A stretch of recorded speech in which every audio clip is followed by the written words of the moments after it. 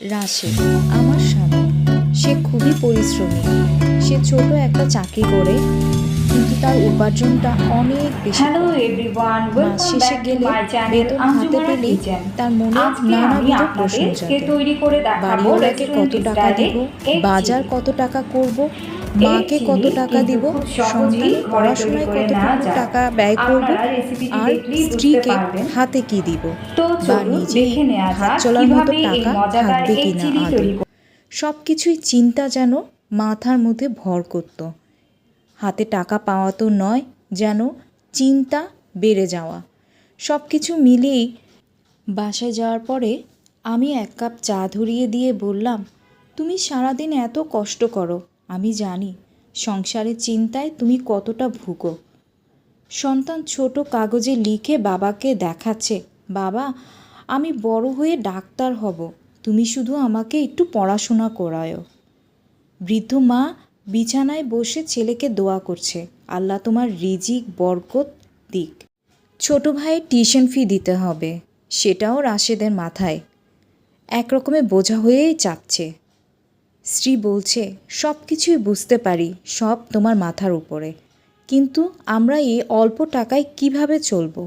সবার চাওয়া পাওয়া ওই রাশেদের মাস শেষে কয়েকটা টাকার উপরেই। সব যেন তাকিয়ে আছে তার এই মাস শেষে বেতনের দিকে। রাশেদ উপায়ন্ত না পেয়ে একদিন এক আলেম চাচার কাছে গিয়ে জিজ্ঞাসা করলো, চাচা আমার ইনকামের প্রথম প্রাপ্যকে বলতে পারেন? আমি কি প্রথমে আমার মা বাবাকে দেব, নাকি ভাই বোনদেরকে দিব?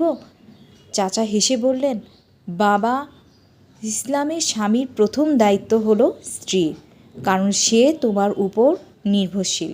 এরপর তোমার সন্তানের খরচ, তারপর যদি মা বাবা অক্ষম হন তাদের ভরণ পোষণের তোমার ফরজ দায়িত্ব।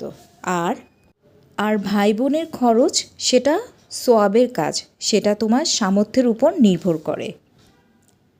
চাচার কথা শুনে রাশেদ বুঝলেন, দায়িত্ব মানে শুধু ভালোবাসা নয়, বরং ন্যায্য অধিকার দেওয়া। তাই সে বেতনে হাতে পাওয়ার পর প্রথমে স্ত্রীর হাতে সংসারের খরচ তুলে দিল আর সন্তানের পড়াশোনায় টাকা দিল। এরপর মায়ের ওষুধ কেনার জন্য আলাদা রাখল, আর মাসের শেষে যা বাকি থাকলো তাই তার ভাই বোনদের মধ্যে ভাগ করে দিল। রাশেদের হাতে একটি পয়সাও নাই, নিজের খরচের জন্য, নিজের আরাম আয়েশের জন্য কিছুই রইল না তার। সে একজন স্বল্প উপার্জনকারী মানুষ, কিন্তু তার কাঁধে অনেক বড় বোঝা। না ফেলতে পারছে তার মাকে, না ফেলতে পারছে তার স্ত্রীকে, না ফেলতে পারছে তার সন্তানকে, না ফেলতে পারছে তার ভাই বোনকে। কিন্তু তার এত বড় বোঝা নিয়ে দৌড়ে চলতে হচ্ছে প্রতিদিন, প্রতিক্ষণ, প্রতি সময়। ইসলামের দৃষ্টিকোণ থেকে যদি বলতে চাই, প্রথম দায়িত্ব স্ত্রীর, প্রথম হকদার স্ত্রী স্বামীর উপার্জনের।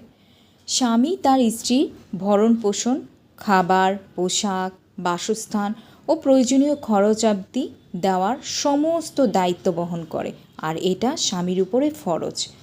স্ত্রীর নিজের কোনো আয় থাকলেও স্বামীর উপর দায়িত্ব থাকে না, কারণ স্ত্রীর টাকা স্ত্রী নিজেই খরচ করতে পারে তার নিজ প্রয়োজন অনুযায়ী, কিন্তু স্বামীর উপরে সেটা ফরজ না। দ্বিতীয় দায়িত্ব হচ্ছে সন্তান। সন্তানদের খাওয়া দাওয়া, পোশাক, শিক্ষা, লালন পালনের খরচ স্বামীই দিবে, এটাই দিতে বাধ্য, এটা ফরজ। তৃতীয় দায়িত্ব হচ্ছে মা বাবা। যদি তারা অসহায় বা উপার্জন করতে অক্ষম হন, তবে সন্তানের উপর তাদের ভরণ পোষণের। চতুর্থ দায়িত্ব হচ্ছে ভাই বোন। ভাই বোন ও অন্যান্য আত্মীয় যদি তারা অভাবী হয় বা অসহায় হয়, প্রয়োজন বোধ করে অনেক সাহায্যের, তবে সামর্থ্য অনুযায়ী সাহায্য করা সোয়াবের কাজ, তবে এটি ফরজ নয়। স্ত্রী, সন্তান, মা বাবা ফরজ, এদের উপরে দায়িত্ব। চতুর্থ দায়িত্ব হলো ভাই বোন ও অন্যান্য আত্মীয় যদি তারা অভাবী হয় বা অসহায় হয়, তাদের প্রয়োজন থাকে টাকা পয়সা, আর্থিক অসচ্ছলতা থাকে, তাহলে তাদেরকে আর্থিকভাবে সহায়তা বা সাহায্য করা, এটা সওয়াবের কাজ, এটা কোনো ফরজ কাজ নয়। তবে স্ত্রী, সন্তান এবং বাবা মা অবশ্যই এটা ফরজ কাজ এবং বাধ্যতামূলক হবে। স্ত্রী এবং সন্তানের আজকের এই বিষয়টা নিয়ে তোমাদের সাথে কথা বলতে বলতে কিন্তু আমিও অনেক কিছু শিখে গিয়েছি। কারণ স্বামীর সমস্ত টাকা পয়সার হকদার, প্রথম হকদার হচ্ছে স্ত্রী। আমিও একজন স্ত্রী, তাই আমার কিন্তু অনেক কাজে আসবে।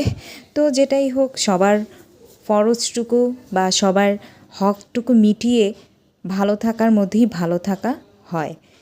আর যেটা হচ্ছে, তোমাদের সাথে কথা বলতে বলতে আমি কিন্তু এগ চিলি যেই রেসিপিটি সেটি কিন্তু শেয়ার করে ফেললাম। এই রেসিপিটি কিন্তু খেতে খুবই মজা আর খুব সহজ উপায়, হাতের কাছে সব কিছু উপকরণ দিয়ে এই রেসিপিটি তৈরি করা হয়েছে। আর এই রেসিপিটি যদি তোমাদের ভালো লাগে এবং তোমাদের জানতে ইচ্ছে করে এগ চিলিটা কীভাবে রান্না করা হয়, তবে অবশ্যই আমাকে কমেন্ট করে জানাবা। আমি এই রেসিপিটি তোমাদের সাথে শেয়ার করব। খুবই ভালো লাগা এই রেসিপিটি খেতে এবং খুবই চাইনিজ একটা আইটেম, তোমাদের ভালো লাগবে। সব কিছু মিলিয়ে আজকের মতো নতুন একটা ভিডিও দেখার আমন্ত্রণ রেখে তোমাদের কাছ থেকে বিদায় নিচ্ছি। আল্লাহ হাফেজ।